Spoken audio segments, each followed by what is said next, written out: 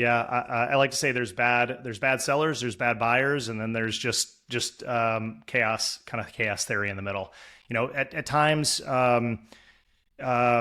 we often try to work with our clients early on to, we're your therapist, right? Tell us anything and everything you possibly can about your business, because the sooner we hear about these skeletons, and we all have them, the quicker we learn about the skeletons, the more likely we are to build that story. And I think more buyers are accepting of those stories when they know upfront.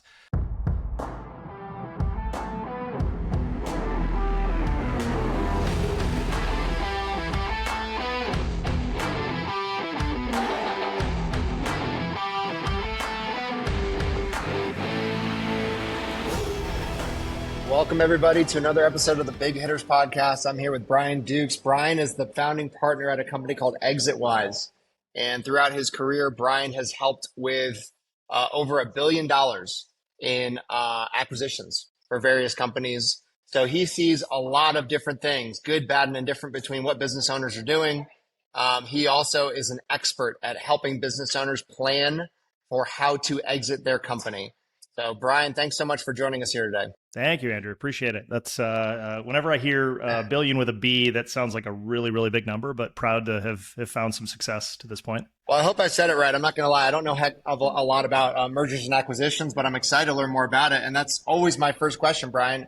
Who are you? How did you get here? Tell us about what you're up to now. I could spend, I think, a half an hour just on the path to get here. But I think in summary, I was way into sports growing up. I got the opportunity to play college basketball at a small university in northern Michigan. Met a ton of great friends. Ultimately, that we went off and built our first business, starting in the early 2000s together.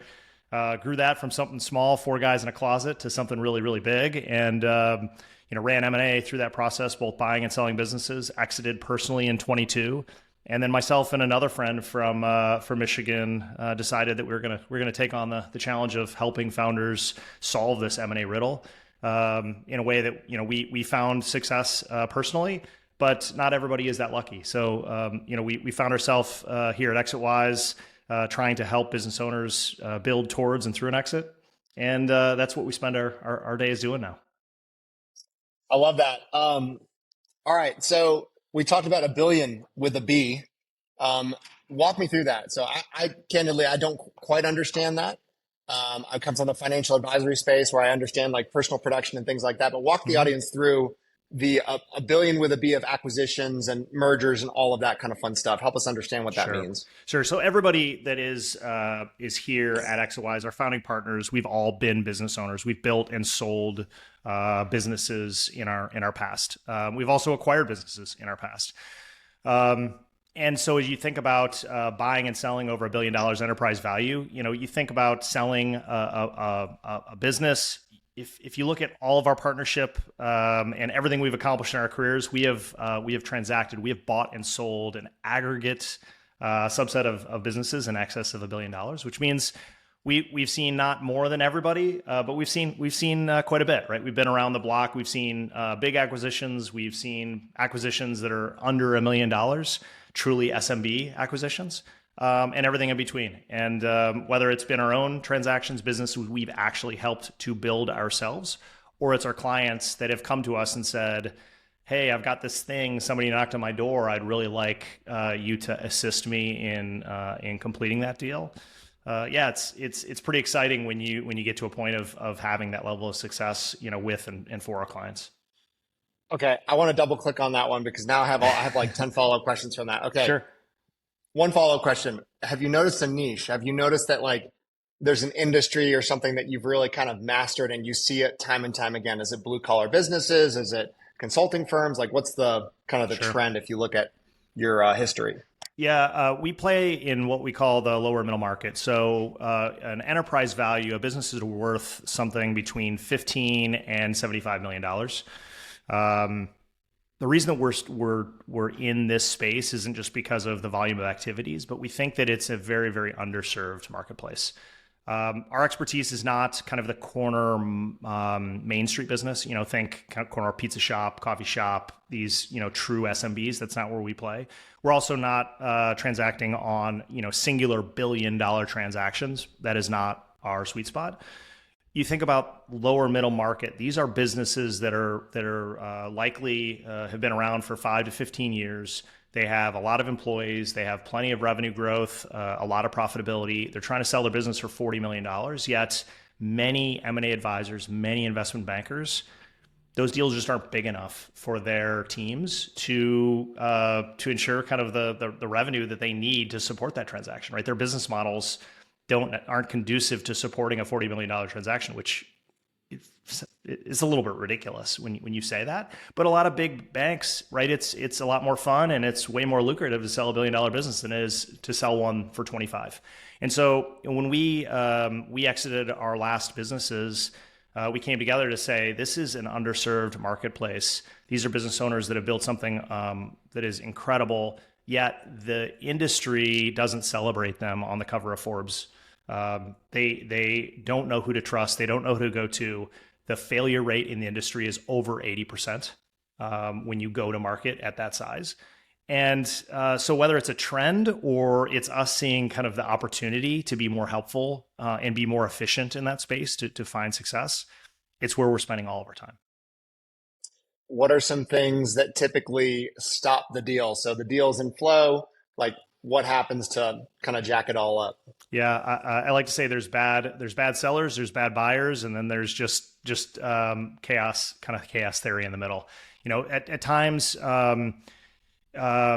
we often try to work with our clients early on to, we're your therapist, right? Tell us anything and everything you possibly can about your business, because the sooner we hear about these skeletons, and we all have them, the quicker we learn about the skeletons, the more likely we are to build that story.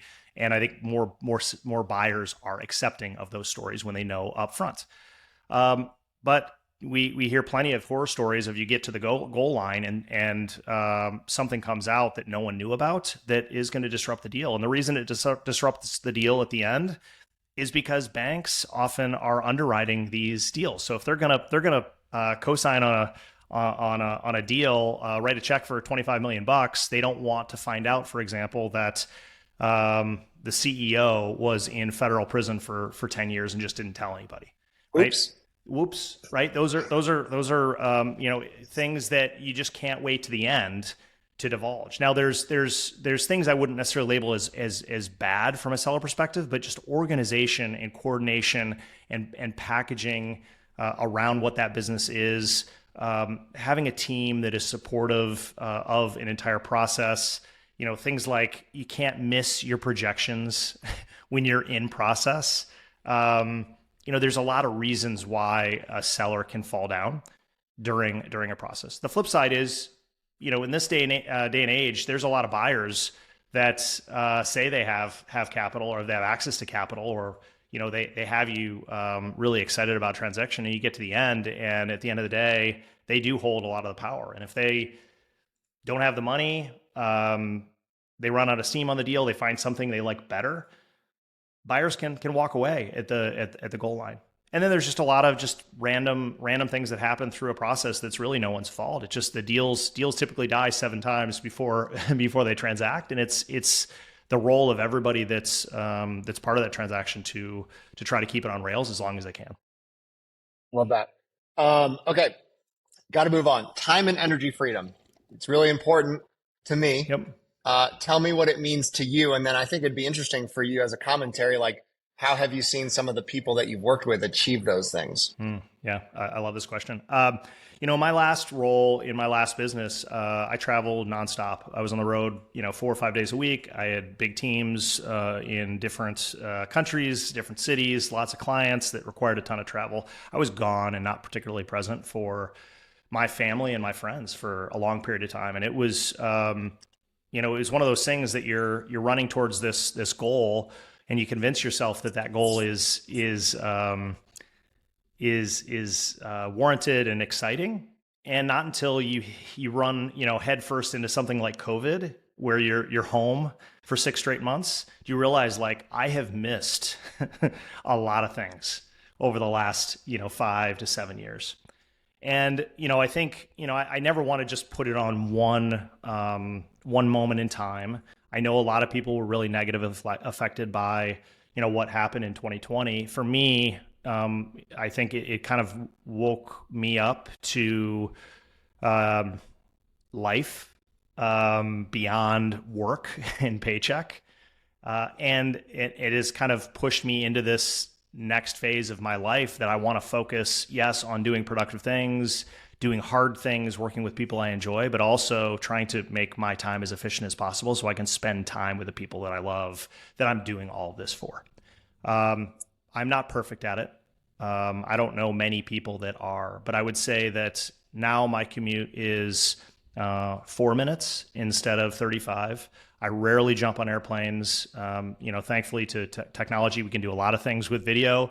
And there's been businesses that we've sold, for example, for 20, 30, $40 million. We've never met the owner in person, which just sounds crazy. We never would have done that in 2019. But we can do things with technology that allow us to not have to travel. And I'm trying to be way more thoughtful in the time I spent, not just the binary of when I'm sitting at my desk and when I'm at home, but when I'm at home, I'm trying to do way more, put my phone aside, put my laptop aside. Let's not get distracted with everything that we get hung up with as entrepreneurs, and focus more on like, I'm either working or I'm spending time with people I care about. I love that. That's a great answer. Okay, artificial intelligence.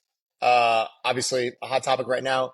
Where are you using it, and where do you feel like you could be using it but you're not? Yeah. I don't know that I've met too many people that say that they're better than a C plus in AI. I think AI has created this world of like, I perpetually feel like I'm behind. We talk about this every day of like, oh, I feel like I just found something really interesting, and oh yeah, that was an innovation like 3 weeks ago. Like that's that's table stakes. Like you're not moving fast enough. So I always feel like we're behind. But I guess that's the nature of the beast. Investment banking inherently is old school and inherently ripe for disruption when we think about AI, because there's so many manual tasks and the teams are so big to help transactions be accomplished that and because AI is getting better and better at tasks that don't need to be done by humans any longer, it is ripe for disruption. And I would tell you that we have on our big board every aspect of M&A and where we think are the areas that we can improve and automate and import AI faster to give us advantages, and quite honestly, to give our clients cost advantages. Instead of having a team of 30 on your sell side transaction, you can have a team of 2, and then a bunch of AI agents to support. So a couple examples. For 25 years, the investment banking industry has said, hey, I've got this proprietary list of buyers. Like, I'm the only one that knows this list of perfect buyers for your business. And that's what I hang my shingle on. Like, I have these great relationships that I've procured for forever. Well, with AI, you can identify incredible buyer lists in about 7 seconds. And as long as we know if we know the mechanics of the business, the industry it serves, we can really quickly with AI agents understand, yes, the 25 really core potential buyers for this, but the other 250 that no one ever thought to knock on their doors to say, hey, are you interested in this business as well? It just opens the door to the efficiency and the effectiveness of running a process. Financial workbooking and diligence is another place. Like, we can throw an AI agent, and we're still training them up to get better and better. You can throw an AI agent into a QuickBooks extract and build out a workbook in a day that would have taken 3 weeks for a series of analysts to do. So there's just a lot of ways that we are testing and trying, learning, failing, and really trying to drive the process, not just for our own benefit, but we think for the clients that we serve. That's awesome. I love that. All right, last question. What's something you really care about that we didn't talk about today? What, a topic, a hot take that maybe nobody agrees with, a cause you're behind, or maybe a plug, you want to plug something. Now's your chance to tell the audience. Oh boy. I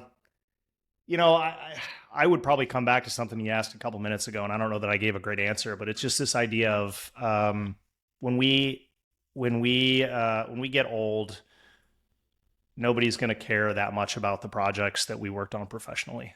And it was something that I didn't recognize in my 20s and 30s, even in my early 40s. And a lot of the folks that I mentor that are younger than me, I say, like, nobody cares about what your thing is. Like, they could be your boss, your mentor, they could be me. At the end of the day, they don't care. They're not thinking about you in the same way that you do. So, like, go work with people that you want to work with. Go do challenging work, like do hard things, and then go spend time with the people that you want to spend time with. And don't misunderstand the relationship between those things. Don't lean into one of those areas only, because I think that as we get older, and I'm about to turn 50, so maybe this is the old man in me that's speaking, but I think we get sidetracked in feeling like a lot of things are really important in life that aren't quite as important when we wake up at age 50 or 60 or 70. Amen. Hey, last two questions. You actually sparked something now as you were talking. So one, I know we have a lot of business owners that listen to this call. What can someone be doing now? Because you obviously see the good, the bad, and the ugly. What can they be doing right now to be prepping their business properly to sell? And then the second part of that question is a two-parter. Where can they go to contact you if they think they have a business that would kind of fit your parameters? Sure. I'll start with the second. Brian Dukes, best place to get me is on LinkedIn. Our website is exitwise.com. A lot of different ways to reach out to us on those two places. We've got a newsletter, a lot of blog content, our own podcast. Check us out. What can they do to better prepare? I feel like there's a couple things. One, from a financial perspective, get eyes and expertise around your financials. Nothing against your CPA. They probably have organized, your QuickBooks in a decent spot and are getting your taxes filed pretty regularly. You need somebody with M&A experience to look at those files, look at your financials, and package them in a way that shows off all the great work you've done. The second, we get so many business owners that have a hard time pulling themselves out of the daily operations. And there's a sad misalignment of reality when they go to sell. They get an offer they like, and then they get slapped in the face by saying, hey, you got to stick around for 3 years to support. Why? Because you're the only one that's doing anything here. You don't have a management team that can take on a lot of the basic elements of this business. Everything goes through you and this seat. You are sales, you are marketing, you are finance, you are operations and HR. If you go to sell the business and the expectation is that you're going to leave tomorrow, you're going to have a hard time. So it's all about leaning into your team, trusting your team, giving responsibilities and offloading those responsibilities to people that you trust. They may not always do it right the first time, but once you get in the second and third and fourth and fifth, you're going to have a place where a lot of people are carrying the weight. And when it comes time to sell, it's going to be a lot easier for you to walk out the door. That'd be my best advice. That's awesome, Brian. Thank you so much for your time. Really enjoy getting to know you guys. If you have a business that you think would qualify, or if you think you know somebody, then you can reach out to Brian and check out Exitwise. As Brian mentioned earlier, I thought that was great advice on how you can prep your business to be ready to sell. Anything else, Brian, that you want to share before we wrap this up? No, really appreciate you having me. This is great. Yeah, of course. All right, guys. Thank you for joining us for the Big Hitters podcast. We do these once a week, and so watch out for this episode to drop. And of course, time and energy freedom is a huge theme. So combination of artificial intelligence and virtual assistant staffing to make sure that you guys are buying back your time and living in your wheelhouse. Let's talk.